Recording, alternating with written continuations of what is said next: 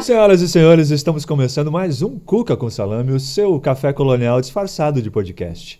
No comando dessa mesa, este que vos fala, Luciano André Trevisan, e ele, nosso Érico Pérez de Oliveira, também conhecido como Érico Pérez de Oliveira, e seu blazer, retomando o seu blazer indefectível, que fez parte do guarda-roupa dele nos primeiros episódios. Nos primórdios, né? Nos primórdios do Agora Cuca com aquele Salame. cheirinho de naftalina aqui. Não, mentira, tá cheirosinho. Não sei. Não, tá cheirosinho.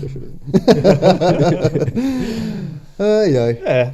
Então tá bom. Então vamos falar do nosso convidado de hoje. Vamos ao nosso convidado. Olha, o nosso convidado é um artista reconhecido na região. Muito renomado. Muito renomado. Ele é tatuador, ele é instrutor de cultural, ele é escultor e ele coleciona nada mais, nada menos do que 20 primeiros lugares em concursos de tatuagem. É, isso aí. Sendo 12 nacionais e 8 internacionais. Estamos falando do filho da dona Zenaide, do seu Vilmar, esposo da Fernanda, pai do Murilo e da Gabriele, Vantuir José Gomes. Isso aí. Também conhecido como Vanto. O Vanto, famoso Vanto. Famoso Vanto. O tatuador sem tatuagem. Tatuador destatuado. Depois ele vai contar pra gente. Nós vamos falar disso, Depois ele vai contar pra gente por que, afinal, que ele não tem tatuagem, né? E aí? Conta pra nós, Vanto. Tá faceiro? Tamo, né? Tem que estar, né? Eu tô mais faceiro porque de manhã a gente teve um café diferenciado, uma cuca com salame, que foi, ó, fenomenal. Começar o dia com uma cuquinha. Quem que não fica faceiro, né? O Vanto já contou que ele também tem legitimidade pra cuca com salame, que na casa da tua avó, Vanto? Isso. Ou da tua mãe, não? Não, na casa da avó. Na casa da avó. Só faltou a polenta, né? Mas a cuca Não, com salame era tradicional. Na próxima vamos providenciar. Vai ter uma polenta. polentinha na próxima. Vou começar a encomendar pro meu pai, que faz uma polentinha lá de alto mesmo, nível. é? A polenta do meu pai. Não, mas então tem que providenciar, né, Vanto? É topzera. Porra. Me convida pra uma outra hora, quando tirar a polentinha. Quando é que a gente vem de novo aí, né, Vanto?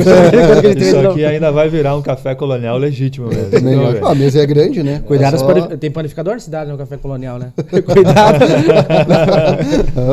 Também não podemos abrir uma concorrência aí com os patrocinadores. Exatamente, né? Vamos com calma. Vamos com calma, vamos nos conter.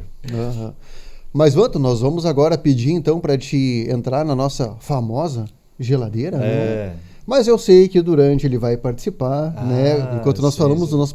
É que tem uma brincadeira que enquanto a gente fala dos patrocinadores, o convidado ele aguarda um pouquinho na nossa geladeira aqui, né?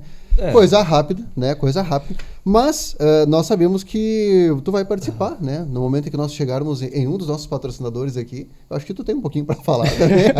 Tem certo conhecimento. Tem um conhecimento aí, né? Proximidade. Exatamente. Vamos começar? Vamos começar então. Primeiro patrocinador, Iraci Cafeteria e Confeitaria, um dos estabelecimentos gastronômicos mais conceituados dessa cidade, um local muito agradável para se estar, com alimentos produzidos com muito carinho, com muito cuidado, muita qualidade pela família Ruaro. E aquilo que eu sempre brinco, será que eu faço a piada que é a tua segunda casa? Acho que deixa. Hoje deixa. No próximo a gente fala de novo. Mas enfim, a Iraci Cafeteria está inclusive com um projeto novo aí, né? Acho que já está em andamento, inclusive. Já está sim. Já está em andamento e em breve novidades para a população beltranense. Sobre a nova Iraci, né? Vai ser transformado, vai haver um novo espaço lá, totalmente diferente, mais moderno, mais aconchegante ainda. Novos ambientes. E com novos ambientes, aí permitindo reuniões, encontros. Muito interessante. Nosso segundo patrocinador, Inovata Ambientes, a empresa do Gelson e do Fernando, que é uma empresa que conquistou aí grande respeito na região e já comercializa seus móveis e ambientes para outros estados, inclusive. Uma empresa que concilia beleza, requinte com tecnologia e que se destaca muito pelo pós-venda, né? Os clientes da Inovata sempre frisam que o pós-venda deles é espetacular. Muito, muito bem falado nesse sentido, né?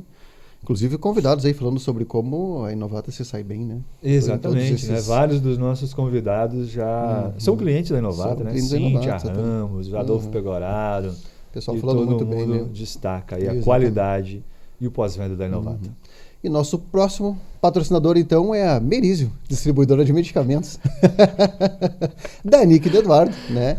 Que é uma empresa aí muito bem conceituada, outra empresa que está crescendo muito, muito responsável, né? O pessoal, quando fala deles, fala sobre como são muito solícitos e responsáveis, né? Mas nós sabemos aí que tu tem um vínculo aí também, né, Vanto? Como é que fale. Como é que é isso? Mandar aquele abraço pra Nica, né? A Nica e Eduardo são fenomenal. Então, a gente tem um vínculo grande lá no estúdio com a Nica, por causa... A Nica, pra quem não conhece, é uma das donas também, né? Da Merizio ali.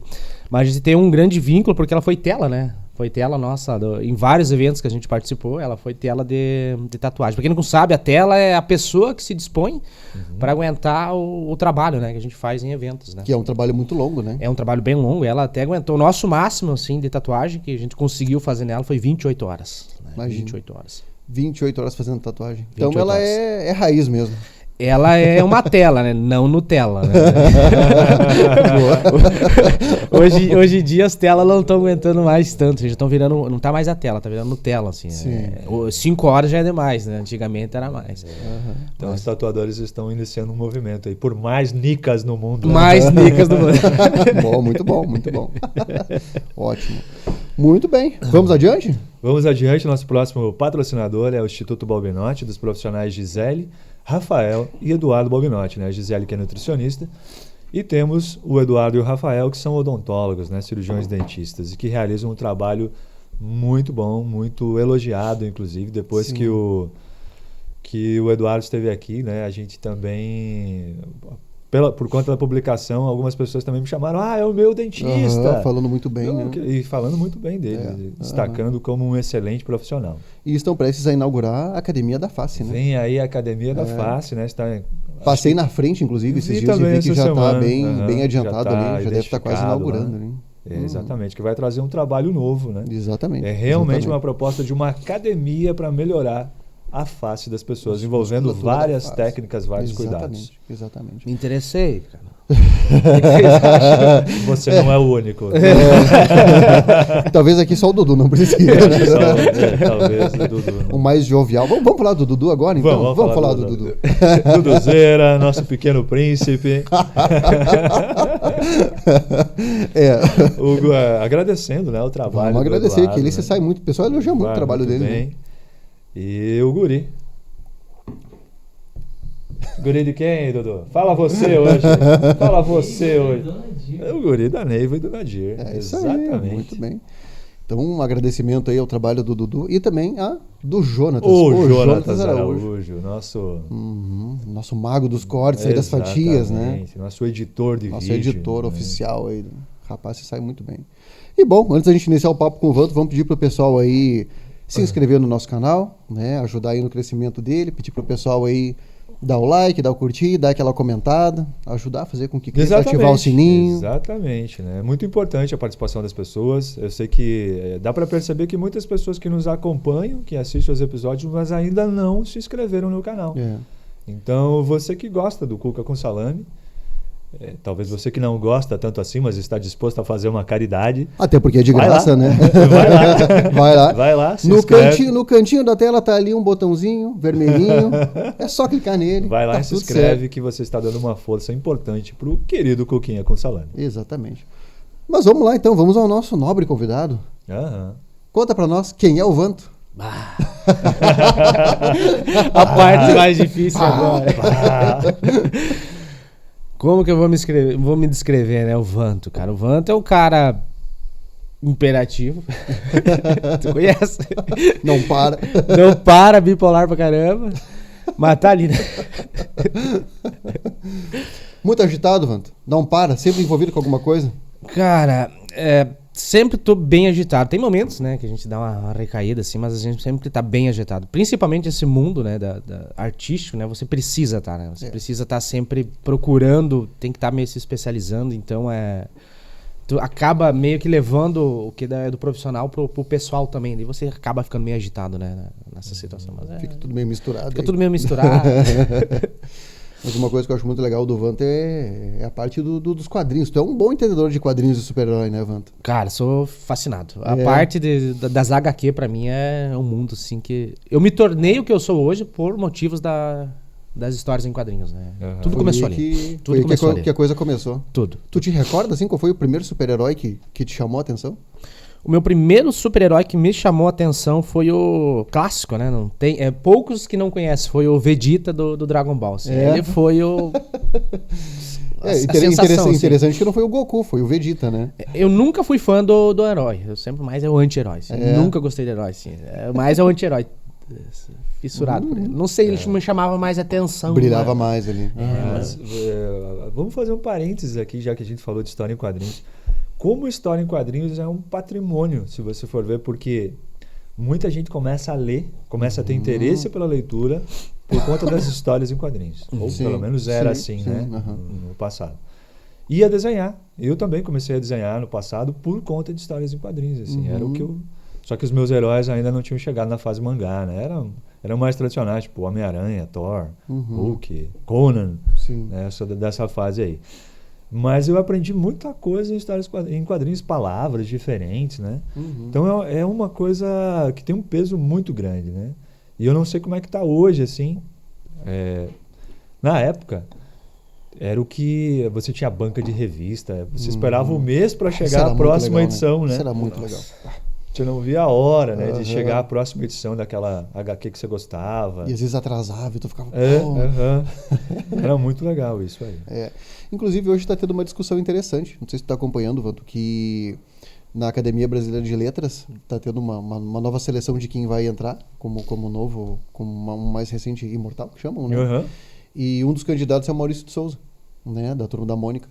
E está tendo toda uma discussão se isso é literatura ou não. Né? Se os quadrinhos são literatura ou não, se ele merece a vaga. O concorrente dele pela cadeira disse que não, né? O concorrente disse que não é literatura. Na verdade, a história em quadrinho é uma literatura ilustrativa. Então ela entra como uma literatura. Mas tem sempre alguma parte de política por trás envolvida que meio que barra isso. Por isso que vem essas coisas. Mas assim, quando você começa a estudar a fundo histórias em quadrinhos, uma primeira coisa que você tem que se basear é que ela é uma literatura ilustrativa. Né? E que tem muita profundidade. Tem muita profundidade. Tem muitas pessoas que hoje são o que são por causa das histórias em quadrinhos. Né? Quando eu comecei a querer desenhar histórias em quadrinhos, na época eu morava no Rio Tuna, aqui no interior da cidade, em Francisco Beltrão mesmo, e minha família sempre foi muito humilde. E nós não tínhamos dinheiro para comprar tipo folhas para mim desenhar. Então o que eu fazia? Na hora do recreio, né? Ou na hora do intervalo, eu pedia para a professora que eu tinha que ir no banheiro, ia lá na secretaria e falava: a professora tal pediu 4 folhas de sulfite. Você aplicava o golpe. Eu aplicava o golpe. Muito bom, muito bom. Eu aplicava o golpe. E daí... Desculpa as professoras do Rio todo ali. Acho que elas entendem. Se tiver assistido, vão me entender. E eu fazia os desenhos ali nas folhas, né? Mas tipo assim, 4 folhas na época pra nós, que não tinha celular, não tinha tanta coisa, pra assistir um desenho animado tinha dias, era difícil, né? Então não durava nada. O que acontecia? Aí eu queria entrar mais nessa história sobre as histórias de quadrinhos. Como que funcionava? Porque era meu sonho, eu queria muito fazer isso, né? Então eu começava a ilustrar os desenhos do Dragon Ball e vendia para meus colegas por tipo 25 centavos, 10 centavos. Eu reunia valores ali e comecei a comprar revistas sobre histórias em quadrinhos. Aí dizia muita coisa. Aí que eu fui entender mais a fundo sobre as histórias em quadrinhos, como é que funciona, como é que... E não é tipo, como é que eu posso falar assim, vou desenhar a história em quadrinho. Tem que ter uma... equipe gigantesca. Eu fazia tudo sozinho, né? Que, era uma criança, né? Sim. Mas depois que fui entender, é um negócio muito complexo. Muito complexo. Então, é complexo mesmo, né? Eu me lembro aí de adolescência, ali um pouquinho antes, de tentar me aventurar a eu criar algumas histórias. Eu tem uma viajada de tentar criar alguns heróis aqui da cidade, coisa assim. Mas é aquela coisa, tu pensa, mas na hora que tu vai tentar fazer, que tu vai tentar desenhar, tu vê que é algo absurdamente difícil, né? Não é simples, é trabalhoso. E tem muita ideia que a gente tem que funciona na nossa cabeça, né? Quando você quer pôr ela no papel, já não corresponde, né? Não fica no mesmo nível. Não é, exatamente. Mas então foi por aí que começou, então, Vanto, essa parte aí da arte, o que tu tinha as tuas brincadeiras tradicionais, mas já começou a vir essa parte do desenho com força, hein? Eu comecei a gostar de desenho, sim, valendo, que eu não parei, foi aos 7 anos. 7 anos de idade eu comecei e não parei. Sabe que todo santo dia eu desenhava, todo santo dia. Meu caderno era uma folha escrita e 2 desenhadas. Eu desenhava demais. Tanto que eu tive problemas com professores por causa disso, sabe? Sim. Mas era aquele personagem. Sempre aquele personagem, né? Me chamou muita atenção. Mas antes de eu me identificar tanto com as histórias em quadrinho, primeiro foi por causa do filme do Godzilla, que é o meu personagem favorito. Eu comecei com ele, né? Conheci os filmes dele, né? Nossa, foi lá da década de 98, ali no início dos 2000. E a partir dali que eu comecei a conhecer mais o Dragon Ball, que daí eu me embalei, não parei mais, né? Sim. Mas começou com o Godzilla, então. Não, o Godzilla pra mim é o cara, velho. Mas falando em desenho, né? Em desenhar, às vezes as pessoas não têm ideia vem o teu desenho hoje e não tem ideia do processo, né? Não tem ideia do processo. O desenho, ele exige muita prática, né? Ele exige essa frequência diária mesmo pra você ir melhorando. Né? Inclusive até às vezes eu faço algumas lives no meu Instagram, tatuando, né? E às vezes eu tô tatuando sem nada de decalque, por exemplo, direto na pele. Eu pego a máquina e vou direto na pele da pessoa. Muitos amigos próximos, pessoas que estão me conhecendo, eles perguntam como é que você faz isso? Cara, é porque é uma longa data de desenho, né? Eu desenho muito. Por exemplo, muita experiência. Por exemplo, assim, ó, você vai fazer uma página de uma história em quadrinho, né? Você vai fazer aquele personagem em 15, 20 box. O box é os quadrinhos, né? Sim. Com a mesma posição, às vezes troca a posição. Então você vai desenhar o personagem de frente, de lado, a postura de um quarto, erguendo a mão. É repetitivo, ali tu faz 10, 15 vezes o mesmo personagem, que na TV passa em menos de 15 segundos, aquela posição. Então você acaba memorizando tudo isso e com o passar do tempo você meio que fica automático. Vou desenhar, tu já vai certo. Sim. De tanta prática, né? É bastante prática. Mas tem algo bem, bem forte de berço aí, né, Vanto? Se eu não me engano, o teu pai era escultor, né? Na verdade, a mãe do meu pai, ela pintava uns panos, pano de louça, sabe? Pano de louça. Ela fazia algumas pinturas nos panos de louça. Que pano de prato, assim? Isso, pano de prato. E o meu pai, ele tinha um vínculo, assim, sabe? Mas ele nunca levou à frente, né? Porque o que acontece? Nós, brasileiros aqui, nós somos muito pobres culturalmente, né? Nessa área. Muito, extremamente pobre, assim, né? Sim, de investir e valorizar a arte é difícil. É quase um tiro no pé, assim. Você fala assim, vou tentar viver da arte, né? Dá pra contar nos dedos quem consegue. Então, naquela época, imagine hoje, se naquela época era falar assim, como que você vai sobreviver da arte? Então, eles não investiam nesse lado. Né? Não investiam. Então, parou por ali e não deu continuidade. E eu comecei por conta, mas então a minha linhagem veio dali, né? Tanto, por exemplo, assim, o meu filho hoje, o Murilo, ele tá com 11 para 12 anos. Ele desenha muito bem, né? E minha filha, com 4 anos, também já faz traços que uma criança de 4 anos já não faz. Então, já estão seguindo, né? É isso de você ver alguém fazendo, né? Isso. Sempre é um grande estímulo. Eu desenhava relativamente bem, né? Assim, comparado com as pessoas que tinham ao meu redor, né? Mas eu também tinha um primo que eu nem sabia como ele desenhava, mas de vez em quando ele aparecia com um quadrinho lá que ele fazia do Homem-Aranha e tal. Depois eu acho que até foi descobrir que ele meio que fazia aquela técnica do quadriculado para ampliar, mas foi uma motivação, pô, ele faz isso, fica legal, fica bonito, quero fazer também. E aí eu comecei. E o que você tinha de referência, o que eu tinha de referência era história em quadrinhos, né? Você tem algo que você pode começar a copiar. Exato. E você começa copiando, depois você já consegue ter um domínio para fazer sem copiar, né? Você memoriza traços, posições. Mas é algo que realmente exige muita frequência, né? Muita dedicação. Você tem que fazer sempre. E às vezes senão você perde. Eu perdi. Hoje, se eu for desenhar, eu não tenho domínio nenhum. É que muitas vezes falta esse incentivo, né, Evaldo? Porque tu vê, assim, sei lá, vamos supor que eu até desenhasse legalzinho, assim, mas não é aquela coisa que os pais olhem, pô, vamos investir nisso aqui porque ele vai ser um baita artista, artista. Então, é uma coisa que vai daqui a pouco, sai de cena e quando tu vai, como o Luciano falou agora, se tu vai tentar depois de um tempão, tu até pode ter alguma noção, assim, mas falta a prática, né? Eu tive muita persistência, assim, mas eu acho que eu fiz mais por amor do que pensando num futuro, né? Distante ali, que eu fosse viver disso. A minha mãe, ela também, ela me incentivava, faça e tal. Daí, que bom. Eu fui por um período, nas histórias de quadrinhos não deu certo. Aí eu migrei pra tinta de óleo sobre tela, pintura de tela. Tentei ali também, mas também não foi pra frente. Também não vinculou em nada. Então começou a me desanimar com o passar do tempo, né? Começou a desanimar, falei, isso não vai dar certo, eu vou ter que tentar outro segmento. Aí surgiu uma proposta de uma revista bíblica, em Ponta Grossa. Eu nem me lembro como que era o nome daquela revista, já faz tempo isso, né? Eu tava com uns 14 para 15 anos. Ele me contratou para mim fazer as ilustrações, por exemplo, de páginas da Bíblia. Por exemplo, assim, versículo tal versículo, né? Por exemplo, daí eu tinha que ilustrar toda aquela história nas folhas e mandar para ele. Ele fazia uma revista que era vendida nas bancas. Daí foi o meu forte. Ali eu comecei a gerar uma graninha para mim começar a me equilibrar. Mas logo depois, num certo período ali, era um contrato, deu um ano, terminou o contrato, eles não fizeram mais, porque não tinha muita venda, né? Não pelos desenhos, mas digamos assim, a revista tinha 70 folhas, 2 folhas era ilustrado, o resto era com patrocinadores, outros contos, assim. Então acabou que não deu vínculo naquela época e a gente acabou parando. Aí eu falei, agora, né? Eu falei, vou ter que tentar arrumar outra coisa pra mim. Aí eu migrei totalmente do desenho, parei com o desenho, abandonei o desenho e migrei pra trabalhar com a autoelétrica. Daí eu fui pra trabalhar totalmente ao contrário. Eu fui pra autoelétrica. Mas mesmo assim, trabalhando em autoelétrica, eu não parei com os desenhos. Falava, isso aqui não vai resolver. Bem que o pai falou que não tinha como. O pai me falava assim, o pai queria que eu fizesse, mas ele falava assim, meu filho, o pai não vê... Como assim, eu vou contar pra você assim, você vai conseguir viver disso, porque não tinha, vocês que gostam, vocês sabem como é que funciona, é difícil viver da arte hoje no Brasil, muito difícil, muito difícil. E daí eu falei, vou parar, né, cara? Mas aí chegava às vezes à noite, eu falei, dá vontade de desenhar, era acostumado, fazia um desenho. Ela fazia um desenho. Aí eu comecei...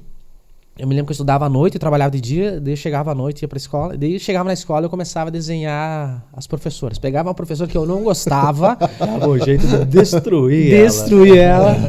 E tinha as professoras que era legal, mas eu sempre fazia alguma coisa meio de sacanagem com ela. Sim. E deixava os desenhos assim. Mas era bacana. Às vezes elas me xingavam, elas falavam, pô, cara, que legal. Né? Gostavam do desenho. É feito o contrário. É feito o contrário. Até que uma vez eu fui além do que é necessário, fiz o desenho da professora, mas eu não fiz nada tipo de algo relacionado a, digamos assim, a maldade, né?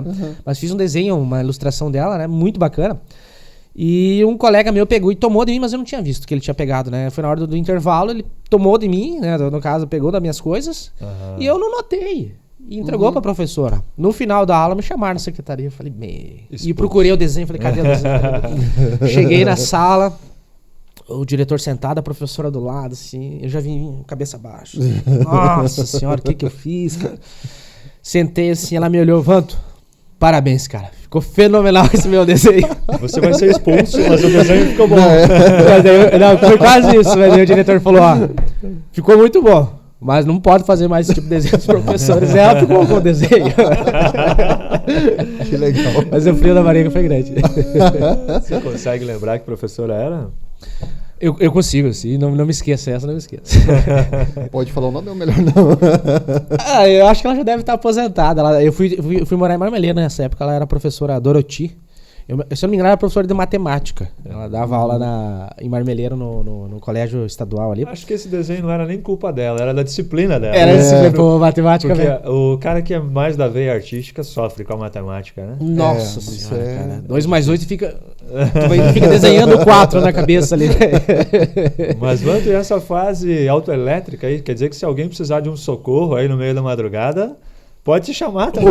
Não sei se vou resolver mais, né? Mas alguma coisinha eu lembro. Mas eu gostava, cara, eu gostava. Era uma turma bem bacana, assim, sabe? Trabalhar em oficina é uma figura, velho. Porque todo dia é um serviço e mecânico é cantor, mecânico é poradeiro, zoa, né? Você entrou na mecânica, você já vai ter um apelido, né? Você já vai receber um apelido. Por exemplo, de como eu cheguei lá, eu já tenho essa minha aparência mais drástica, de bravo, né? Daí eles me olhavam assim, botaram meu apelido de Tigre. Me chamavam de Tigre na oficina. Daí tinha o Tigre, o Shibaro, o Dundum, tudo por apelido, o Bode, tudo por apelido de animal, assim, me botaram de Tigre. Ficou por anos, até na escola, na hora da chamada, os professores que me conheciam ali, né, que eram mais próximos, me chamavam às vezes por apelido, assim, e ficou por um período. Mas foi bom, foi uma temporada, mas mesmo assim, apesar de eu estar trabalhando em autoelétrica, aí teve uma fase da minha vida que meu pai e minha mãe se separaram, né? O meu pai voltou a morar para Beltrão e minha mãe foi morar em Renascença. E eu acabei ficando com a minha mãe, fui morar com ela em Renascença, trabalhava em Marmeleiro e morava em Renascença. Aí comecei a estudar lá, né? Estudar no colégio estadual à noite lá. Aí eu conheci uma professora, agora eu não me lembro o nome dela. E ela viu que eu desenhava bem, né? Naquela época era aula de artes ainda que a gente tinha à noite. E ela me convidou para fazer uma pintura no Lago Iara de Renascença. E falou, Vanto, o diretor de cultura de lá tá precisando de uns pintores para fazer umas pinturas nos muros e tal. E a gente queria ver a disponibilidade, se você consegue, se você sabe pintar, né, com tinta. Eu falei, não, eu sei, eu entendo de pintura em tela, eu já fiz. Ela falou, tu pode passar por como se fosse uma seletiva, né? E ele vai vir conversar com vocês na sala de aula. Aí ele veio em todas as salas, né? Na época era o Vilmar Mazeto, que hoje é diretor de cultura aqui em Beltrão também. Ele era naquela época lá. E ele chegou na sala e pediu quem que estava disponível para fazer esses desenhos, né? Porque ele queria pegar alguns alunos da região, os pintores da cidade, e fazer essas pinturas no lago, né? E ele me fez esse convite, né? E nessa seletiva eu passei direto, né? Não tive essa seletiva, né? Já. Ele viu meu trabalho, gostou e tal, e eu comecei a pintar lá. Quando comecei a pintar a sereia, eles gostaram do trabalho e tal, falaram, nossa, o cara leva jeito e tal. E ali me acendeu de novo aquela chama de voltar a querer desenhar mais, a pintar. E você estava trabalhando na autoelétrica? Na autoelétrica ainda. Trabalhava na autoelétrica ainda e estava me envolvendo de novo. E aí, logo em seguida, eu já tive algumas propostas para trabalhar, o próprio Vilmar mesmo, né? Me indicou para mim trabalhar na oficina aqui de desenho no Departamento de Cultura aqui em Beltrão. E aí ele falou, Vanto, a gente vai fazer umas oficinas lá e a gente tá querendo colocar também oficina de desenho. Tu acha que tu tem capacidade de dar aula, de conseguir passar teu conhecimento pro aluno? Aí foi um negócio meio que falou assim, e agora, Vanto? O que eu faço? Não sabia o que fazer, porque eu nunca fui na frente de uma sala de aula, né? E eu nunca fui um aluno exemplar também, nunca fui. Como eu gostava de desenhar, às vezes não ficava prestando tanta atenção na aula. E quando eu estava em Marmeleiro, uma professora minha de história, chamada Daniele, hoje até ela não é mais professora, um dia eu incomodava bastante, e na aula dela de história, eu não gostava muito da aula de história. Então eu ficava nunca prestando atenção, e um dia ela me olhou para mim e falou assim, Vantur, um dia tu vai estar aqui na frente da sala de aula e você vai ver como que é ruim tratar um aluno igual a você. E a primeira coisa que me veio na minha cabeça foi isso, cara. A primeira coisa, eu falei, meu Deus, e agora, cara? Será que eu vou ter aluno que nem eu, velho? Não deu outra. Não deu outra.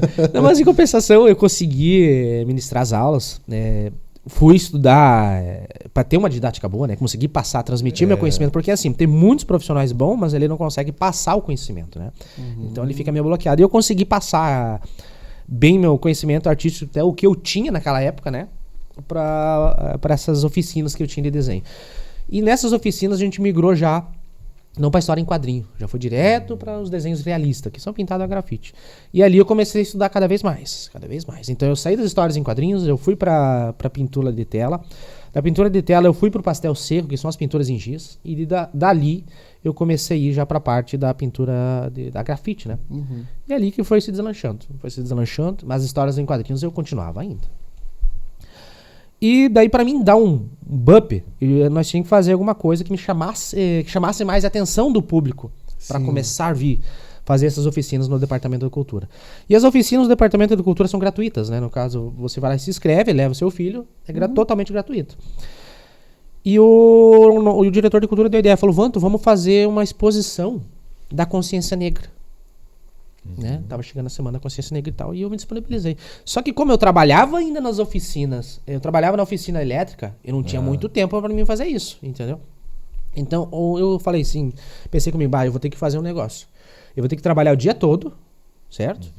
E à noite eu vou ter que desenhar de noite, até de madrugada, esses desenhos realistas para me entregar. E tinha que ser no mínimo 25 peças, então eu desenhei 25 personagens, né, da consciência negra, em 25 folhas, grandes, né? Do tamanho da A3, se não me engano. Uma folha já maior, né?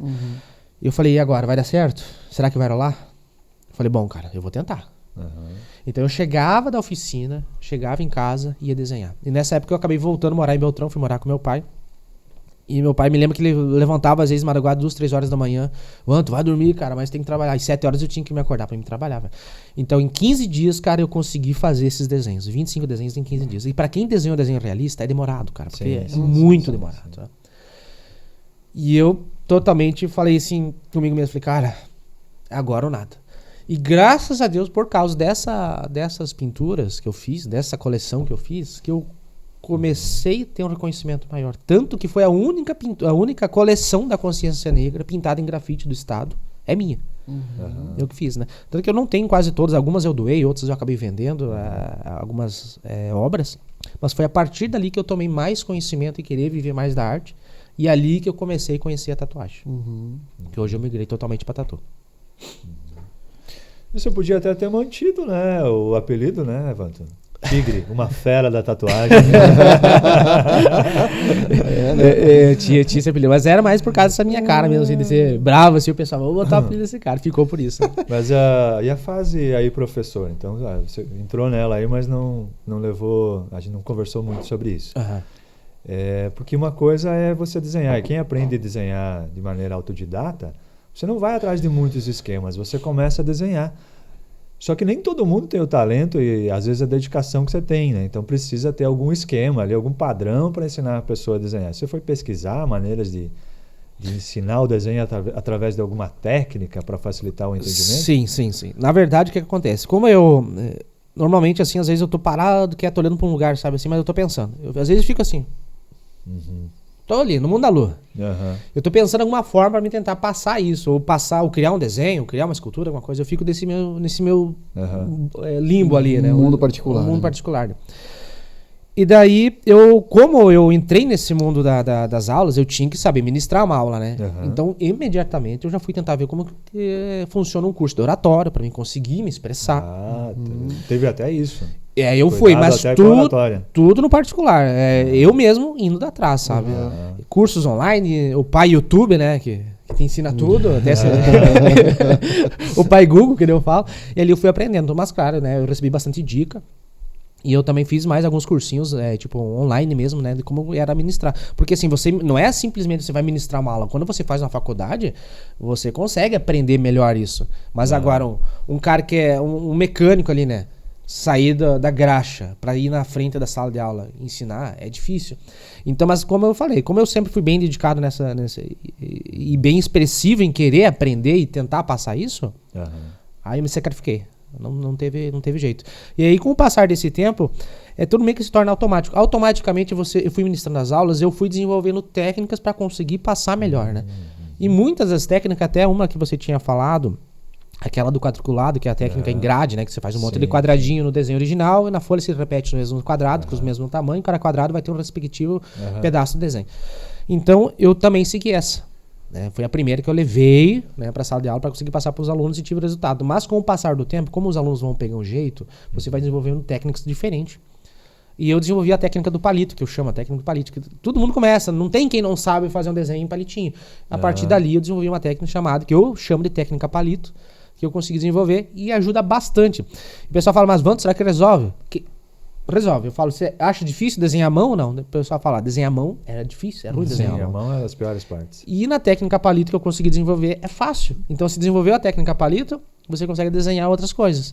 E a partir dali eu comecei a fazer para todo o corpo humano. Porque quando você faz desenho realista, todo mundo quer desenhar o quê? O vô, o pai, o filho, até o cachorro, o gatinho, é isso. Vamos fazer um desenho realista. Você não vai querer desenhar uma xícara, o pessoal quer desenhar uma pessoa. É o básico. Sim. E ali eu desenvolvi uma técnica para conseguir fazer isso. Que legal. Muito bom, muito bom. Beleza. Pois é, mas o palito que você diz é aquela técnica de fazer uma espécie de esqueleto? Exatamente. Exatamente. A mesma, é quase parecida com essa, né? Mas de uma forma um pouquinho diferente. Quase a mesma coisa. Mas o resultado dela, assim... Eu falo pra quem nunca desenhou, sai desenhando a mão na primeira aula. Sai, não tem. É muito simples. É uma questão, se tiver vontade, fala assim, bom, eu sentei nessa mesa, eu quero aprender a desenhar, você vai conseguir fazer desenho. Mas, claro, tem que ter um esforço. Esse negócio de dom, eu acho até meio significativo para algumas pessoas, mas eu acredito assim que a força de vontade fala mais alto. Sim. Não adianta nada se daqui a pouco tu tem alguma predisposição, mas não tem a prática, não tem um treino, não tem não pra te poder aprimorar, vai, né? Eu tive no decorrer eu dei anos 6 anos. Dei aula 6 anos, desculpa. 6 anos da minha vida eu dei aula. Nesses 6 anos, eu tive mais de 700 alunos. No que eu notei... Uma quantidade expressiva. No que eu notei, assim, mais da metade conseguiu sair desenhando bem. Nem que fosse um desenho realista, uma pintura em tela, mas um desenho básico se virava bem tranquilamente. Bem tranquilamente. Mas hoje não trabalha mais como professor? Né? Não. Daí como eu falei, né? Eu comecei a fazer aquela exposição na Consciência Negra, ali eu tive um bump na minha carreira, consegui ser mais conhecido, então começou a abrir mais portas, né? Sim. E a partir dali que eu comecei a conhecer a tatuagem. Porque o que aconteceu? Como eu tava desenhando muito tempo, muitos colegas meus falavam, Vanto, você tem que tatuar, cara, tem que tatuar. Mas eu nunca me interessei por tatuagem. Não era meu foco isso. E eu falei, cara, como é que eu vou começar de novo? E eu já tava cansado, que lá atrás eu tinha passado por tudo, aqueles perengue, né, cara? Eu falei, pô, vou começar uma coisa nova de novo, cara. E tatuagem, velho. Na pele você errou, você não apaga. Falei, meu, a pessoa passador. Falei, caramba, velho, não vai dar certo isso. E aí um amigo meu, cara, ele mora em Marmeleiro, o nome dele é Ernesto. Ele até é barbeiro, um ótimo barbeiro. Ele falou, Vanto, eu vou te dar um presente pra você. E ele me chamava assim, compadre tigre. Ó, compadre tigre. Eu vou te dar um presente pra você. Eu falei, caramba, velho, sério mesmo? Ele falou, e num certo dia ele me deu mesmo, ele apareceu com uma máquina de tatuagem profissional, né? Uma coisa, máquina bem boa. Até hoje tem ela guardada, ela funciona muito bem. Ele falou, ó, agora você vai ter que me tatuar, cara. Eu falei, cara, pegou o perengue, né? E daí eu comecei a procurar. Comecei a estudar e fui atrás, fui indo. E quando eu vi, eu já tava um pouco mais entendido na tatuagem, mas não na pele, ainda no papel. Quando foi passar pra prática, eu não tinha nenhuma noção. E comecei a buscar cursos e mais cursos. E chegou o momento, falei, cara, agora é hora de fazer tatuagem nele, né? Daí ele chegou pra mim e falou, Vanto, pode fazer o que você quer. O que tu quiser tatuar, você pode fazer. Eu falei, cara, vamos fazer um desenho bem pequenininho. E vou fazer um personagem que me marcou bastante também na era dos games. Ele falou, o que, Vanto? O Mario. Vamos tatuar o Super Mario. E daí eu tatuei o Super Mario nele bem pequenininho na panturrilha dele, em forma de 2D, sabe aqueles dos quadradinhos ainda, pixelado. Foi uma das primeiras tatuagens que eu fiz, assim, da pessoa de fora. Antes eu tive uma cobaia primeiro, que foi meu irmão, né? Meu irmão queria porque queria. Eu falei, cara, eu falei pra ele, eu não tô bem ainda pra tatuar. Não, eu quero. E o meu irmão, ele é tão fissurado numa marca de roupa, sabe aquela marca Cavaleira? Que tem o símbolo de uma águia com das cabeças? Ele tatuou aquela águia, é maior que uma folha 4, nas costas inteira. Será que o cara gosta da marca? Acho que sim, né? Tem um apreço aí. Eu quase matei ele. Porque eu não tinha noção de como que era uma agulha, qual agulha usar, voltagem, eu não tinha nada. E foi a primeira, assim, né? Mas daí depois eu acabei consertando, mexi, arrumamos e ficou bonita ainda. Mas foi a primeira, assim. Daí o que eu tatuei... A primeirona foi esse símbolo da Cavaleira. Foi o símbolo da Cavaleira. Foi uma cobaia voluntária. E não precisou amarrar ele, nem nada. Cara, ele, coitadinho, deitado, ele ficava assim, vai. Nossa, sofreu, cara, sofreu. Que legal. Olha só, né, Vanto? E tem assim, no curso, né, no preparativo, não tem uma história que tu pode treinar na pele de porco, no couro do porco antes? Tem alguma coisa assim? Hoje, digamos assim, antigamente o pessoal já fazia tatuagem em pele de porco, né? Ia lá no açougue, pedia um pedaço de pele de porco e fazia, né? Mas eu não tinha esse conhecimento ainda. Porque quando eu conheci a tatuagem teve uma explosão nos 3 anos pra cá que foi, tipo, astronômica, assim, né? Porque hoje tá tudo mais fácil. Então, na época, não tinha isso. Não tinha nada disso. Que ano tu começou, Vanto? O ano que tu fez essa primeira tatuagem? A primeira tatu que eu comecei foi em 2013, que foi no meu irmão. Tá? Daí, em 2014, eu tatuei esse meu amigo. Que daí ele se arriscou, a gente fez a tatuagem nele. E 2015 que eu entrei de cabeça, assim. Falei, não, vou tatuar. Eu continuava dando aula aula ainda nas escolas, né? Pelo Departamento de Cultura. E eu dava aula durante o dia e à noite normalmente eu fazia tatuagem. Daí eu caí de cabeça. Aí eu comecei a abrir esse mundo e falei, vou tentar fazer isso aí. Foi nessa época. Certo. Puxa vida. E desse ponto aí, quando que você achou que estava seguro o suficiente para participar do teu primeiro concurso de tatuagem, Vanto? Então assim, daí... Quanto tempo depois de começar? Assim, eu abri meu estúdio. Eu tatuei o Ernesto. Com 6 meses depois eu já abri o estúdio. Então eu fui de cara. É teu amigo de Marmeleiro, né? Esse Ernesto. Cara que me deu a máquina. Então com 6 meses eu já fui de cara. Falei, eu vou abrir meu estúdio. E abri. Só que eu não estava contente. Por quê? Eu olhava os tatuadores da região, eu achava todos eles muito bons. Mas pra mim, eu tenho acreditado comigo mesmo assim. Tudo que eu conheço, o muito que eu conheço pra mim é pouco. Sabe? Eu tenho muito essa lógica comigo. Assim, tudo que eu sei pra mim é pouco. Eu preciso de mais. Eu gosto de estar sempre bem a par da evolução, das coisas novas, etc. Eu sempre fui assim. E daí eu falei, cara, esse cara tatua muito bem, mas eu quero mais. Eu quero mais além. E certo dia eu tava tendo aqui na antiga rodoviária aqui em Beltrão, tinha uma banca de revista, e eu cheguei ali e falei, cara, vou tentar comprar umas revistas de tatu, né? Cheguei ali, tinha uma revista, e naquela revista, e era final do ano. Era final do ano de 2015. em meados de janeiro de 2016 ia ter um concurso no Rio de Janeiro de tatuagem. Mas eu não sabia que existia esses concursos. Não tinha nem lógica que existia isso, né? E naquela época vinha tudo por revista, assim, né? Porque eu não, o Facebook tava entrando, o Instagram era novo ainda e tal. E eu não acompanhava muita coisa da internet. Então eu tomei conhecimento por ali. E falei, cara, eu vou ir nesse evento. Era 3 dias de evento no Rio de Janeiro. Eu não conhecia nada lá. Falei, vou lá. Somei tudo que eu tinha guardado, juntei uns troquinhos ali, uns troquinhos lá. Falei, cara, é agora. Me mandei. Eu fui com o dinheiro da passagem de ida e de volta e o dinheiro de uma entrada pro evento.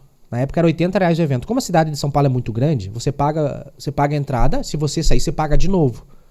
Por causa que assim você evita roubo, essas coisas. Porque pessoas que ficam entrando e saindo ali, às vezes, eles não conseguem ter controle, é muita gente. Então eu fui com o dinheiro da entrada de um dia. Um dia. Eu tinha passagem de ida e de volta e o dinheiro pra mim ficar os 3 dias no hotel. Só que eu pensei comigo, cara, se eu quero ficar os 3 dias, eu não vou conseguir, porque eu tenho dinheiro do hotel pra 2 dias. Então o que eu fiz? Eu tenho dinheiro do hotel pra 3 dias. Eu tirei uma diária do hotel e fiquei 2 dias no evento. Falei, é agora. E esse evento é um dos maiores eventos do mundo que aconteceu no Rio de Janeiro, né? A Tattoo Week. E eu falei, é agora.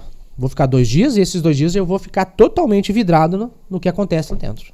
Quando eu entro dentro do evento, gigantesco, lá era uma imensidão, eu levei um choque de realidade assim, gigante, cara.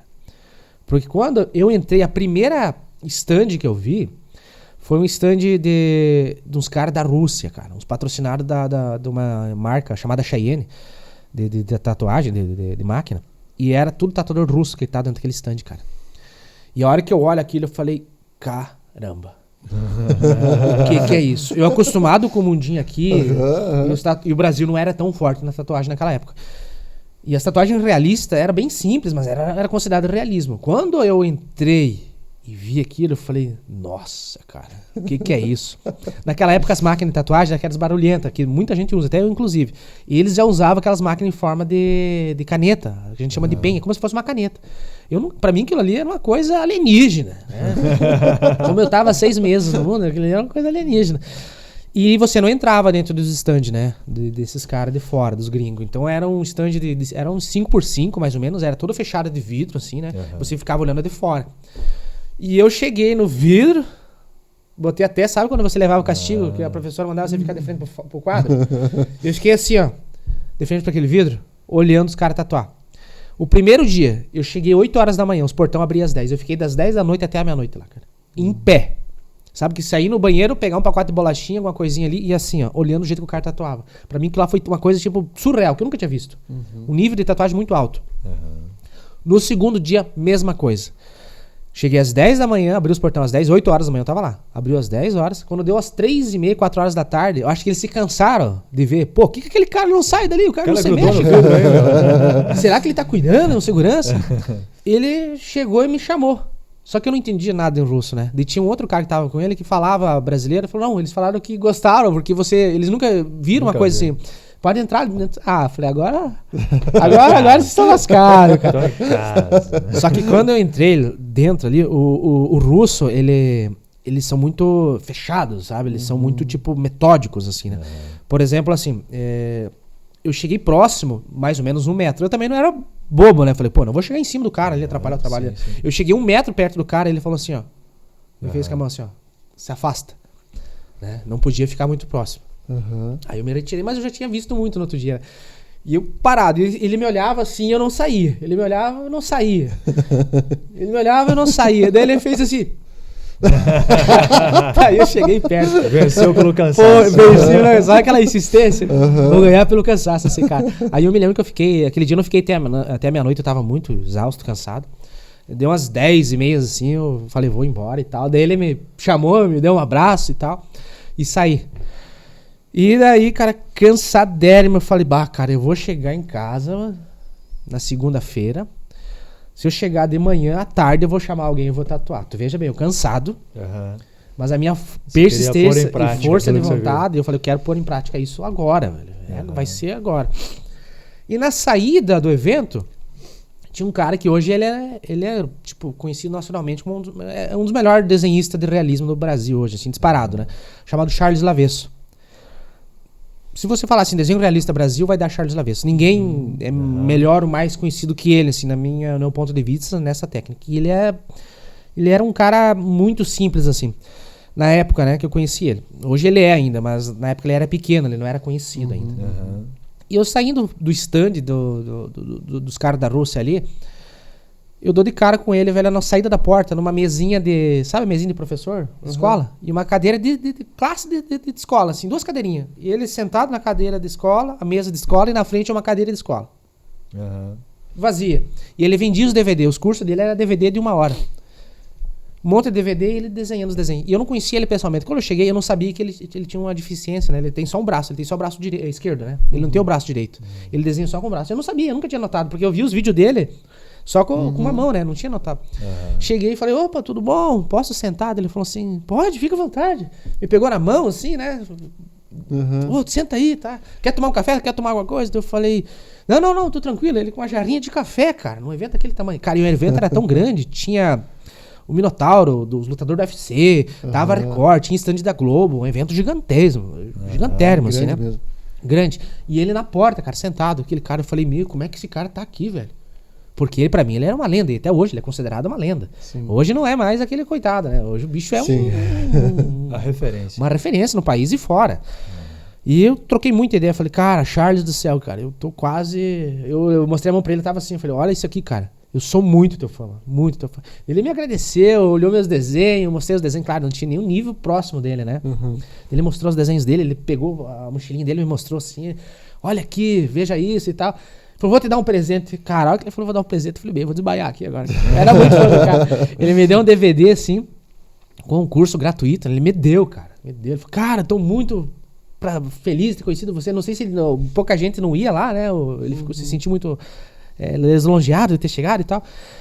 E ele falou assim, Vanto, cara, me chamou de Vanto, né? Falou, cara, muito prazer te conhecer, cara. Uma hora dessa vamos se ver. Eu falei, velho, não vai dar, mano. Eu moro longe pra caralho. Ele falou, você é da onde? Eu falei, cara, eu sou lá de Francisco Beltrão. Assim, falei, cara, nem conheço onde que é isso. Eu falei, velho, eu sou lá do sul do fim do mundo. Ele falou, caramba, e tu veio pra cá? Tá fazendo o quê? Eu expliquei a situação.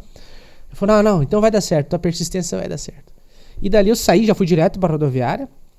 Peguei o busão, deu 9 horas do Rio a São Paulo, e de São Paulo pra cá deu mais 12 de viagem. Nossa, cansadérrimo, cara. Cheguei na segunda achando que ia chegar mais cedo, cheguei na segunda, eram umas 5 horas da tarde. Nossa. À noite, 7 horas da noite, eu fiz a tatuagem. A vontade falava mais, cara. Foi, mas ali que eu comecei, daí eu não parei mais. Saindo dessa trajetória, o meu compadre fez o primeiro evento de tatuagem aqui na região. Daí ele fez em Dionísio Cerqueira, e lá que eu fui participar. E isso foi depois de 3 meses que eu saí do primeira tatuagem que eu tentei fazer realista, que eu vim do maior evento do mundo, que era lá no Rio de Janeiro. Com 3 meses eu fui participar do evento dele, que aconteceu em Dionísio Cerqueira. Ali eu ganhei meu primeiro prêmio. Foi surreal, assim. Então eu tive uma evolução bem grande em pouco período, mas isso tudo por esforço de vontade. Sempre com muita persistência, né? Extremamente. Sempre, assim, sempre muito dedicado. Né? Muito, extremamente. E dali não parei mais, ali eu sempre fui. Mas claro, não é só de vitórias, né, que a gente sobrevive, né? Eu participei de muito mais eventos do que eu ganhei, muitos mais, né? Então eu participei de vários eventos. Não é fácil você chegar no evento e falar assim, vou ganhar todos. Não, às vezes tu participa de 4, você ganha 1, né? Mas a minha ideia nunca foi, tipo assim, o prêmio em si. É legal você ganhar um prêmio, é legal você ser conhecido. Mas o meu fator principal, que eu penso comigo, o prêmio é uma consequência do teu trabalho. O valor financeiro que te agrega é uma consequência do teu trabalho. Então o meu foco maior é sempre ter um trabalho assim que eu... esse ficou legal. E desses concursos todos, mano, qual que você acha assim, esse é o que mais me orgulha? Pelo nível que você viu lá e ser o primeiro lugar num concurso de alto nível, tem algum que você... Tem um que me chama muita atenção. O primeiro foi o primeiro, né? O primeiro que, nossa, foi fantástico. E assim, hoje, se tu for participar de um evento aqui no Brasil, o problema assim, o brasileiro é extremamente competitivo. Extremamente. Por mais que os caras falem assim, os gringos são melhores. Não, cara. O Brasil bate de frente assim... como vamos falar, os gringos são Real Madrid no futebol, né? E o Brasil seria Flamengo, Palmeiras. Não. Hoje em dia é nível do mesmo... Tá equilibrado. Tá muito equilibrado. E o Brasil hoje, para você participar de um evento do Brasil, qualquer evento que você vai... É raro um evento que seja fraco. É todos os tatuadores do alto nível. Se você pegar 10 tatuadores, 9 vão ser alto. Então o Brasil tá muito alto, o nível do Brasil. Então, assim, se participar de um evento do Brasil hoje, se você ganhar um evento no Brasil, cara, você pode se sentir muito bem orgulhoso, assim, porque é difícil. Evento presencial é muito difícil. Mas o qual que mais, assim, que, pra mim foi uma coisa diferente, que eu fui também com o Bob, que é meu compadre e tal, padrinho da minha filha, a gente foi pra Buenos Aires. Lá em Buenos Aires aconteceu o Freak Tattoo, o nome do evento, Freak Tattoo. E nesse evento, quem estava organizando é o casal mais tatuado do Guinness Book, né? O casal mais tatuado do mundo. Eles são os organizadores desse evento. Até não tá mais existindo esse evento. E quando eu fiquei sabendo que era esse casal, eu falei, cara, eu vou ter que ir, velho. Nossa, imagina, eu vou lá em Buenos Aires e tal. Chegando lá, é um evento muito bacana, grande. E ali que eu ganhei um dos prêmios que mais me marcou. Porque foi um evento do casal mais tatuado do mundo. Tinha até um negocinho do Guinness Book lá, cara. Eu falei, nossa, olha que eu cheguei, cara. Tava faceirão ainda, tava começando minha carreira. Foi o evento que mais me marcou, assim, que me chamou mais atenção. De todos os meus troféus que eu tenho, ele é o mais feinho e sem graça que tem. Ele é pequenininho, assim, não tem graça. Enquanto os brasileiros fazem aqueles eventos, aqueles troféus gigantes, né, bonito e tal. Mas eu não ligo para isso, né? Mas foi o mais simples e é um dos mais importantes que eu gosto, assim. Foi uma viagem bacana, foi uma experiência diferente e me chamou muita atenção. Foi o segundo evento, assim, que eu, falo assim, esse é importante pra caramba. E os outros, todos eu gosto, mas aqueles têm um temperinho a mais, sabe? Outra coisa, Wanda, você acha que o brasileiro é um dos povos que mais se tatua atualmente? Que a gente vê assim, hoje é difícil você encontrar uma pessoa que não tem tatuagem aqui no nosso meio, até certa idade pelo menos, né? Tudo virou uma certa tendência, uma certa moda também. Você acha que tem algum comparativo? O brasileiro se tatua? Comparando com outros países, como é que você vê isso? O Brasil hoje ele é uma potência, digamos assim, econômica na tatu.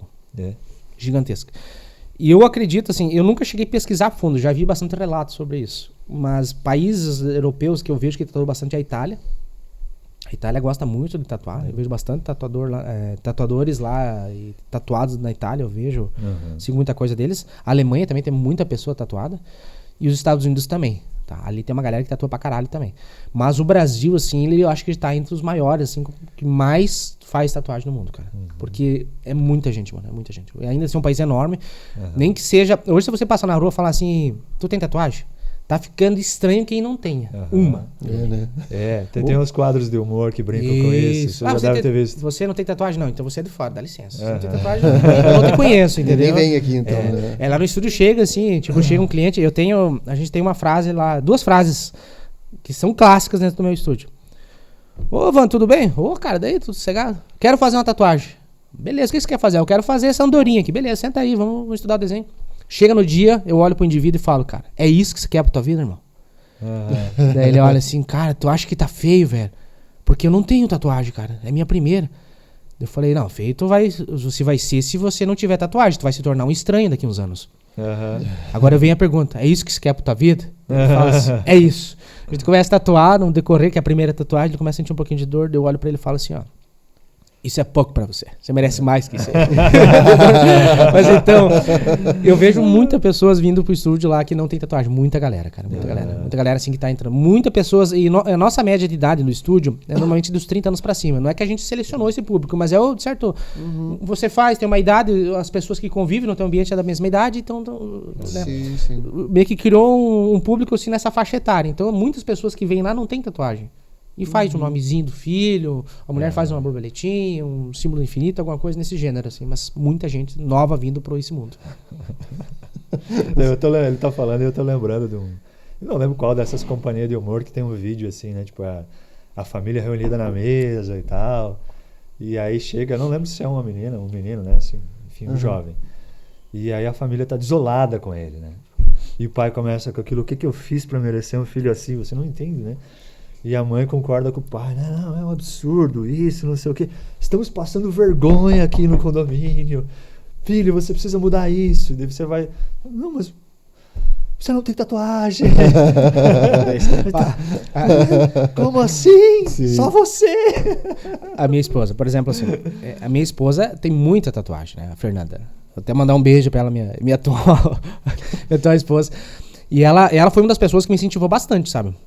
Por mais que você é prestativo, você é dedicado, você precisa de um apoio moral também. Você precisa de uma mão de alguém pra te impulsionar. Então ela foi uma das pessoas assim, que mais me falou, Vanto, vai que eu vou estar aqui. E ela é cheia de tatuagem. Então quando a gente sai, por exemplo, é estranho. né? Você vê um indivíduo como eu, que tem 2 tatuagens pequenas, o nome dos filhos, não aparece mais nada, e tu olha pro lado de uma pessoa com o braço, as costas, as mãos, né? Uma parte da perna, cheia de tatuagem. Então fica aquele desequilíbrio. Então ela sempre me cobra, Vanto, por que você não faz? Por que você não faz? Aliás, essa deve ser a pergunta, né, Vanto? O Vanto tatuador sem tatuagens, né? E aí, Vanto? A resposta clássica dele, né? Por que você não tem tatuagem, Vanto? Dá demais, cara. Mas essa não é a tua resposta clássica. Qual é a resposta clássica quando tu pergunta isso? Cara, depende, mas a clássica, normalmente que eu falo, dói muito. Mas tem algumas assim que eu falo assim, cara, porque não é isso que eu quero, eu não achei o que eu quero fazer ainda. A mãe não deixa. É aquela da mãe não deixa. Eu não queria falar isso, vocês puxaram. Não, mas a clássica é sempre assim. Chegaram no estúdio, um cliente novo que nunca foi lá, eles olham, o teu tatuagem marcado com o Vanto. Ele saiu lá. O Vanto tá aí? Tá, pode entrar, ele já vem. E o cliente senta na maca.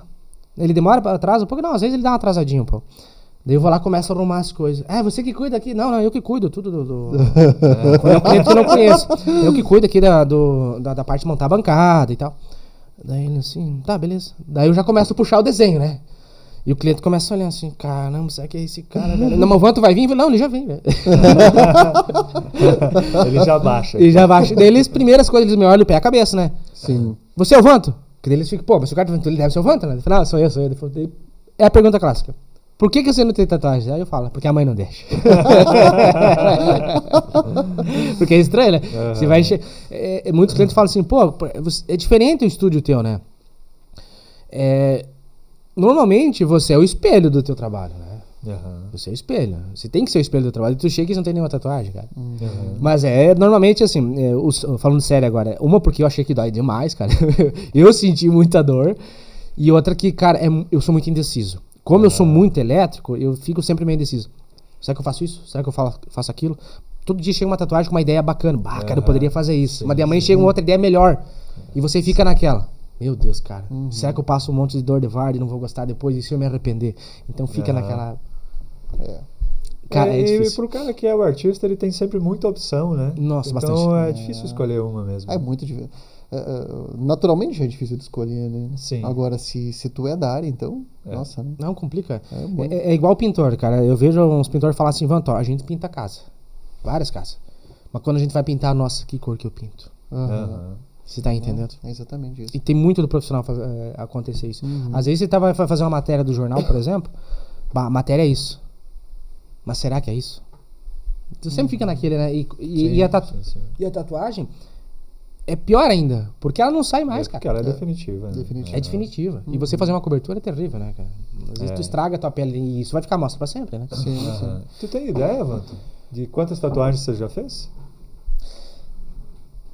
Olha, um dia eu tentei contar, mais ou menos por cima, nos primeiros anos, porque como eu era meio paranoico, essas coisas, assim, eu falei, vou tentar contar quantas tatuagens eu faço. Daí o que eu fazia? Numa parede do lado que eu tatuava, você fez uma tatuagem, tem um decalque, né? Que é um desenho que você faz na pele e você cola. Esse decalque é o pedacinho do papel. Daí eu colava, todo na parede. Encheu a minha parede, virou como se fosse uma escama de peixe, uma por cima da outra. E eu parei de contar. Mas naquela época já tava umas 2.000 e pouco, assim, sabe? Isso deu menos de 2 anos. E daí eu parei de contar. Daquele momento pra cá, isso foi em 2017. Então já em 2023 eu nunca mais contei. Vanto, e teve uma evolução muito grande na tua área, na tatuagem, né? Quando a gente olha o começo das tatuagens, eram uns traços mais grossos, assim, era uma coisa um pouco mais rústica, né? Qual foi o grande salto que aconteceu aí em termos de o que mudou? Mudou a máquina? O que aprimorou? Porque hoje tu tem, assim, tatuagens de fato incríveis, né? Que são realistas, né? São extremamente detalhistas, né? Uma coisa que não era possível fazer antes. O que mudou aí nesse período? Primeiro ponto que eu falo pra todo mundo. Eu sou um observador, eu gosto muito de observar as coisas, né? Você observando bem, você consegue aprender bem. Fator crucial para a evolução da tatuagem: competição. A competição foi o que estourou. Então os eventos são responsáveis para a grande evolução. Por quê? Você vai lá, perde pro fulano, você quer ganhar dele. Então você se sacrifica para conseguir ganhar daquele cara. E nesse decorrer, nessa evolução de tanta gente querer participar, ganhar, acumular troféu e tal, que brasileiro, principalmente no Brasil, é muito concorrido os eventos, né? Brasileiro é um ser competitivo. Os produtores de materiais e lojas, eles vendo isso, o que eles têm que fazer? Eu tenho que acompanhar o mercado. Como está tendo evolução no trabalho, eu tenho que dar evolução nos materiais. E isso começou a gerar uma cadeia, né? Uma bola, no caso ali, né? Onde o quê? Para ter um material bom, para ter um resultado bom, tem que ter um material melhor. E ali foi o grande impacto. E a partir disso já entrou os cursos online. Então eu acredito e vendo, porque quando eu comecei, os eventos não eram tão fortes, né? Tinha uns eventos grandes que aconteciam no Rio de Janeiro. Em São Paulo, que é maior ainda. Quando eu cheguei lá, a primeira coisa que eu vi na minha cabeça, por ter visto uma máquina diferente, os gringos lá fora já faziam isso. Então o Brasil só acompanhou. E aqui teve essa evolução gigantesca. Tanto que você chega em alguns eventos, assim, tu olha pra tatuagem, você não sabe se é tatuagem ou se foi um adesivo colado. De tão nítido que ficou. Sim. Não, a evolução ela é muito notável, né? Tá. Ela tipo assim, a expressão foi astronômica, assim, no mundo da tatuagem. Isso ocorreu em menos de 4 anos, gente. Foi fora da realidade, assim. Coisas do outro mundo. Sim. Ivanto, quando que tu percebeu que tu tinha, de fato, se transformado numa referência? Quando que tu conseguiu perceber, assim, que... Pô, tô aqui num patamar aí que... Como é que foi isso? E quando eu percebi isso, foi quando eu ganhei meu primeiro evento. Com pouco tempo. Com muito pouco tempo. Quando eu ganhei meu primeiro evento, eu já senti... um pouco mais de procura. Tinha algo ali. Um pouco mais de procura dos clientes, tatuadores vindo pedir dica, tatuadores pedindo você dar workshop, né? Workshop é você dar um curso durante o dia ali. Ali que foi onde que eu notei. Foi o primeiro impacto, assim. E depois, claro, depois vai só aumentando, né? Você vai procurando mais, vai participando de mais eventos, vai fazer mais coisas.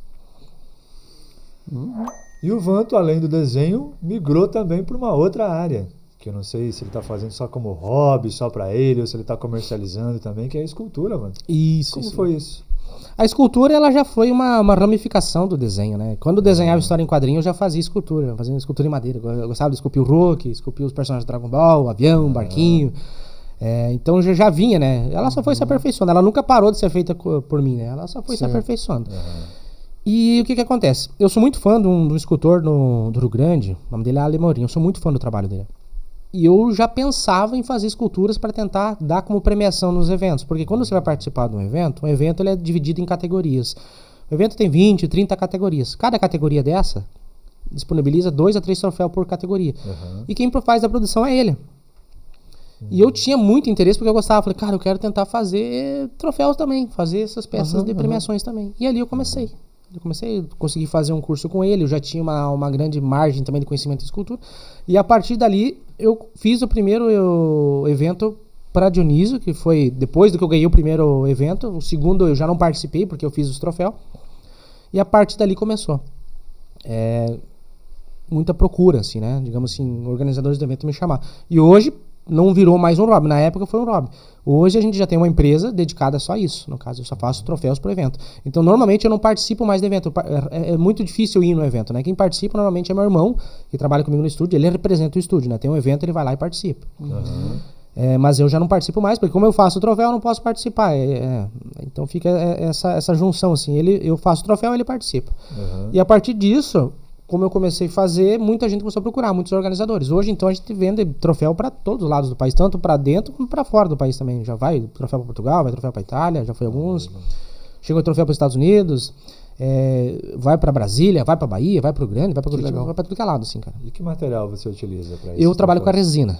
Resina, somente resina, que ele é mais forte, né? Para você fazer um envio muito grande, é mais resistente. Então, o material mais adequado, assim. Eu já vi alguns, tu faz uns bustos de samurai muito legais, né? Isso. Normalmente assim, a ideia é criada, por exemplo, o Érico chegou, Vanto, eu quero que você faça um troféu com uma cuca e um salame. E isso tem que ser bacana para me dar para um convidado. Aí eu vou criar a peça em cima disso aí. Entendi. Então é assim que funciona. Que legal. Não sabia. E ficam muito bonitas, né? Até que, tem muita gente que me procura para fazer peças únicas, né? Por exemplo, Vanto, você consegue... Já teve alguns advogados, portanto, eu quero uma Deus da justiça diferente, pessoas da parte também mais religiosa, que era uma peça assim. Eu não consigo, porque não tem tempo, não tem agenda, e as demandas que tem é muito grande. A procura é muito grande, né, Vanto? A muito agenda grande. Tá... É porque tu pega um evento, tu vai levar uns 3, 4 meses, né, pra entregar, né? Então é muito grande. Mas de tatuagem também, né? Também, graças a Deus não dá pra reclamar. E hoje como é que você divide o teu tempo então, Vanto? Porque você tem, além de você ter família e tal, você tatuador e escultor. Isso. Quanto tempo você dedica para essas duas funções aí, diferentes da arte? Como a tatuagem, assim, a tatuagem normalmente é tudo horário marcado, né? Então, às vezes, quando eu tenho tatuagem à tarde, na parte da manhã, eu mexo nas esculturas. Se eu tatuo de manhã e às vezes não tem tatuagem à tarde, ou o cliente desmarcou, eu fico nas esculturas. Mas de quem me ajuda é minha esposa, né? Tem minha esposa, às vezes a gente pega umas pessoas para ajudar lá também. A gente se vira assim, conforme vai solando o tempo, a gente vai fazendo. Mas normalmente, final de semana, sempre alguma coisa tem que fazer nas esculturas.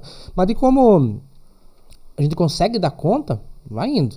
Mas normalmente sempre tá pegando alguém também pra ajudar. O meu pai às vezes vai ajudar a recortar, pintar, pra conseguir entregar. Porque o que acontece? A escultura em si, ela é complicada você trazer alguém. Porque, cara, como é que você vai ensinar uma pessoa a fazer escultura? Tem que ter noção. Então é difícil, cara. E daí a minha esposa, ela já tem uma noção legal, ela já consegue se virar, assim, me ajudar, né? Sim. Não, que bom que tu tem um ótimo auxílio ali. Tá louco? Não, isso é bem bom. Vanto é um cara envolvido com várias artes, né? E o que é arte para você, Vanto? Como é que você define arte? Essa pergunta já me fizeram várias e várias vezes. Eu achando que estava sendo criativo. Não, eu achei que nós tínhamos chegado na parte mais filosófica do episódio. Aí, né? E foi assim, ó. Eu fui dar uma palestra para 2 turmas de arquitetura da universidade, eles me convidaram. E a primeira pergunta que me fizeram falaram assim, Vanto, tu acha que a arte é importante na vida hoje? Eu falei assim, você quer uma pergunta mais simples ou uma pergunta mais elaborada? Simples? Sim. Pronto.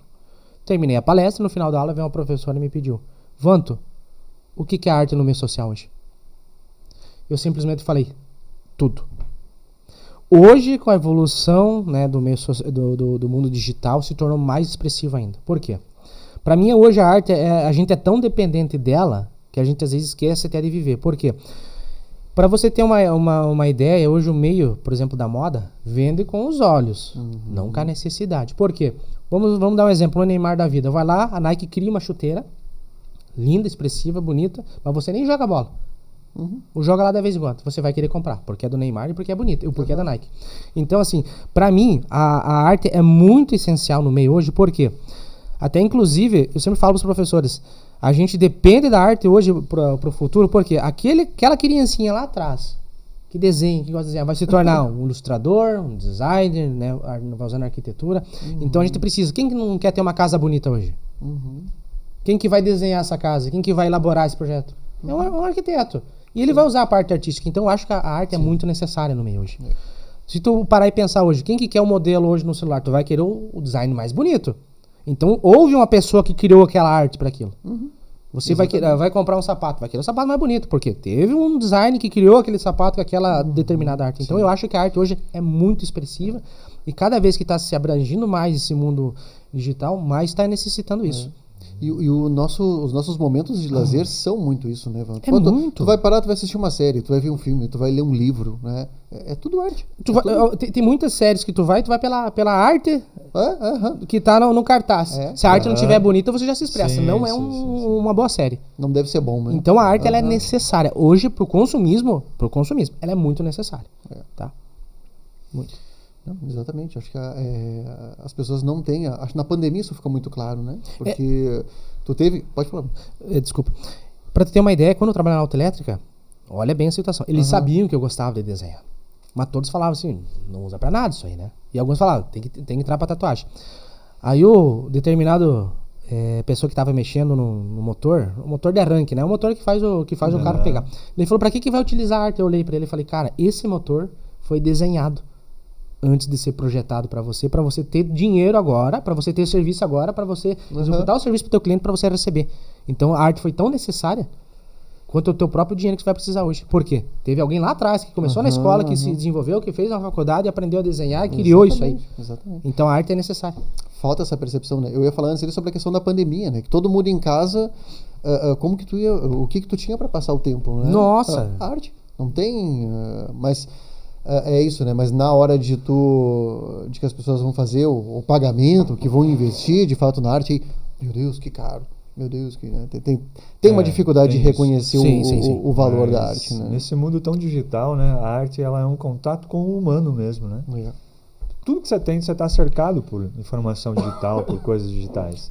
Mas é uma coisa que eu vejo, a arte cultural, eu separo assim, tem a arte consumista e a arte cultural.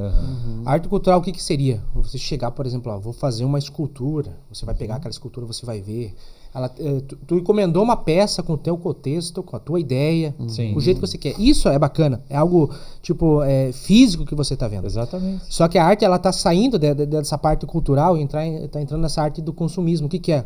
Fazer coisas bacanas, bonitas para vender. Porque, vamos falar assim, ó, hoje no Brasil, 70% das vendas da parte consumista são pelos olhos, não pela necessidade. Entende? Então, isso atrapalha um pouco. Porque o que está acontecendo? Quem sobrevive, por exemplo, de pintura de óleo sobre tela, que já é difícil de fazer isso no nosso país, tá perdendo. Ah, mas eu vou vender pela internet. Cara, é difícil, velho. Porque é difícil, você tem que ter um nome muito grande para você conseguir vender. Sim, senão vai vender por um valor muito... Isso, por exemplo assim, ó, eu teve uma época, quando eu tava no auge, desenhando todo dia o realismo em grafite, você levava 4, 5 meses para fazer uma folha num desenho. E um fulano vinha e falava, quer R$100? Quer 150? Pô, cara, 70, 80 horas de trabalho, você vai vender por isso, cara? Não dá, né? Entende? E Vanto, com essa chegada aí da inteligência artificial, tudo isso que está vindo aí de produção de imagens, que, né, tá muito forte agora, qual a tua opinião sobre isso?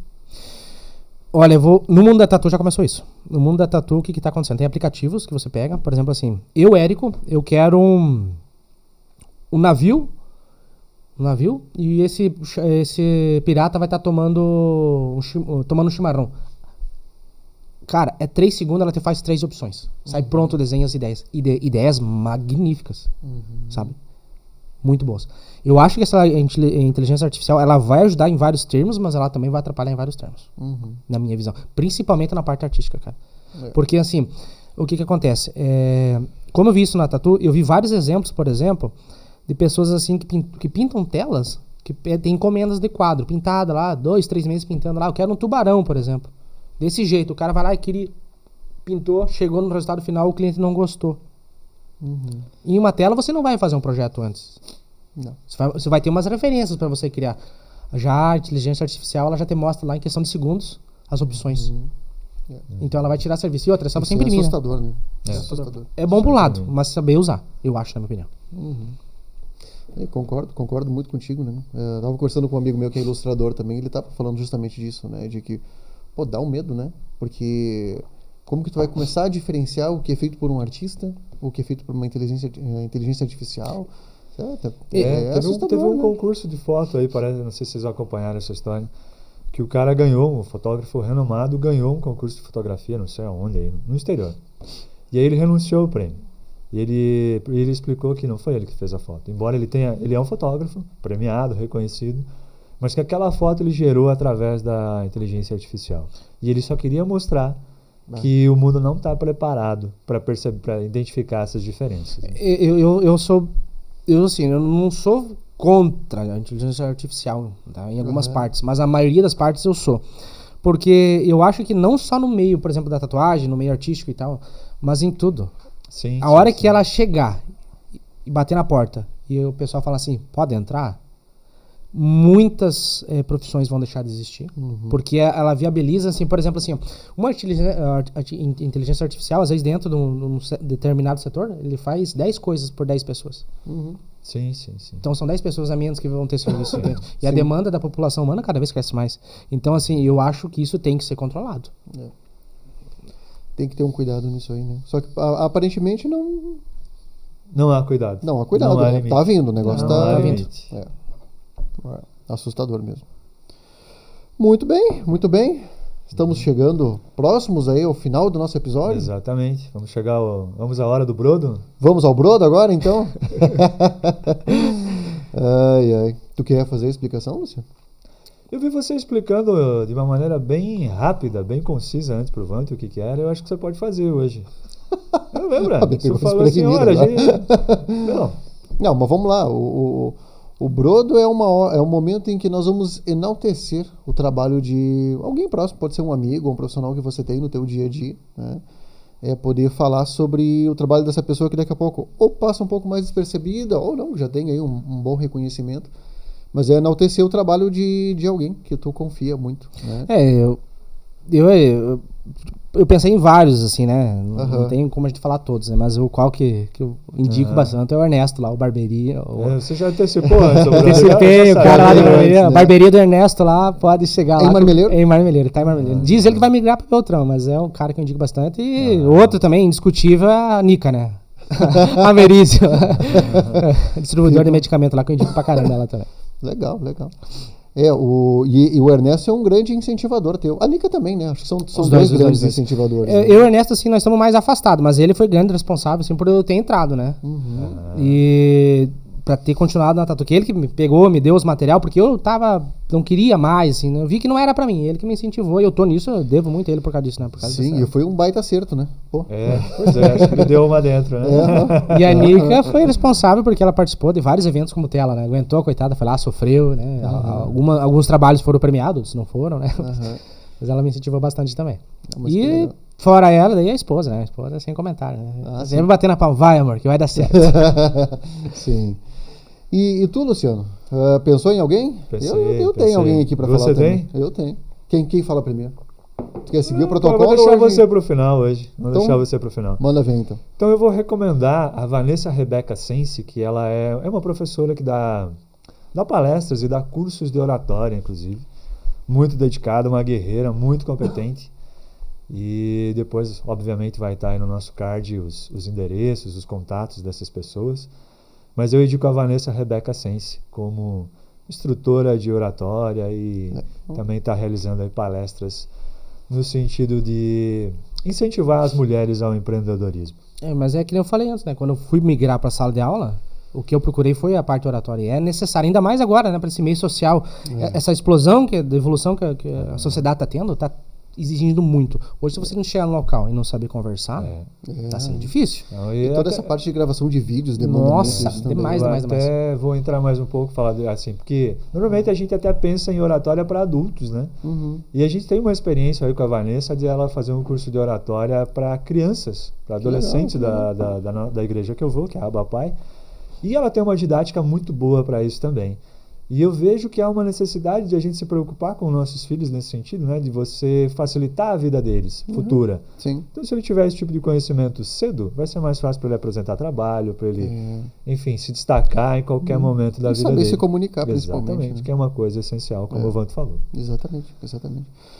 Bom, eu vou indicar então o Centro de Equitação e Ecoterapia Tranco Amigo, o centro do Fábio Gaúcho. Todo mundo conhece ele por Fábio Gaúcho, né? Ele é lá de Canoas, do ladinho de onde eu nasci também, São Leopoldo.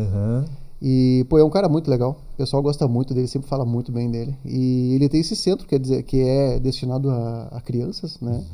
Ele tem uma parceria legal com a Poli. A gente chama a Poliana, mas todo mundo chama de Poli, que é fisioterapeuta, parceira dele, né? Eles fazem um trabalho muito legal, mas tem também a parte de equitação para criança, adolescente, adulto. Também é um lugar muito legal, cheio de bichinhos, cheio de animais. É um lugar que traz muita paz, assim. Então fica aí a minha indicação, fica lá na linha Macanhã. Fica aí a indicação do Centro Tranco Amigo, do Fábio Gomes. Que é equitação e ecoterapia, né? Exatamente. Equitação e ecoterapia. De fato, uma pessoa muito conhecida e muito respeitada nessa área. Exatamente. Bundinha da Cuca? Bundinha da Cuca, Vanto. Vanto que está acostumado com cuca, com salame. Né? Com brodo. Tá com brodo.